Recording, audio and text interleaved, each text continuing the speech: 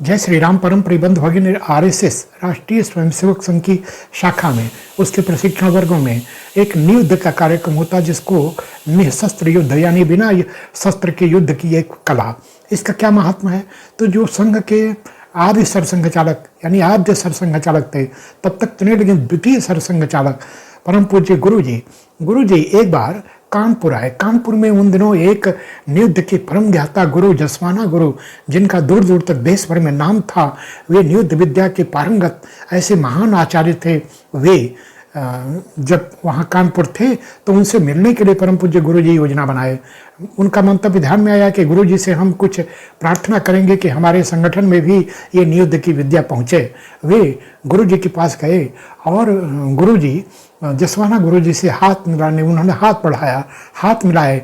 कुछ ऐसा प्रयोग उन्होंने किया कि गुरु जी मिलाकर नीचे छटपटाकर गिरते गिरते बचे और वे समझ गए कि गुरु जी मुझे आशीर्वाद दे रहे हैं। यूँ परम पूज्य गुरु जी यानी संघ के द्वितीय सरसंघ चालक भी शरीर सौष्ठों में कोई कम नहीं थे, सैकड़ों सूर्य नमस्कार वे लगाते। इनका शरीर बहुत अच्छा था, लेकिन जसवाना गुरु जी के स्पर्श करने मात्र से वे तिलमिला उठे, यानी शरीर के किसी मर्मस्थल पर गुरु जी ने एक दबाव दिया और गुरु जी तिलमिला उठे और मन ही मन मुस्कराए कि गुरु जी ने मुझे आशीर्वाद दिया। उसके बाद संगठन की ओर से 5-6 ऐसे कार्यकर्ताओं को वहाँ भेजा गया।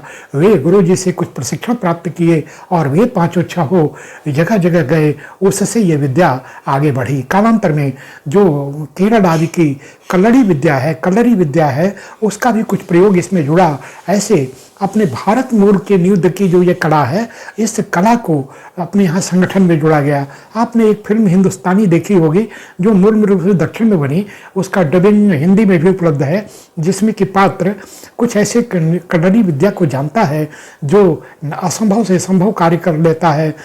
केरल की यह विद्या बड़ी प्रभावशाली है। उसका प्रभाव जसवाना गुरु जी के प्रयोग, ये मिला जुला कर ये नियुद्ध के प्रयोग हैं और इसको क्रमशः शाखा पर ऐसे संघ के सभी विकास वर्गों में यानी संघ शिक्षा वर्ग जिसको कल तक कहा जाता, उन वर्गों में इसको कराने की व्यवस्था है। इसका उद्देश्य कुछ और नहीं, यह कि हमारा स्वयंसेवक स्वाभिमानी हो, उसके अंदर विजिगीषा का भाव हो और यह नियुद्ध की विद्या उसके अंदर संचार करे।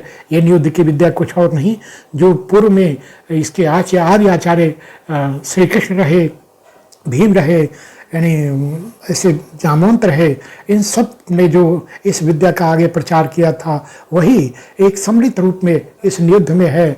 अपने स्वयंसेवक इसको सीख कर धन्यता अनुभव करते हैं। ये है नियुद्ध की विद्या।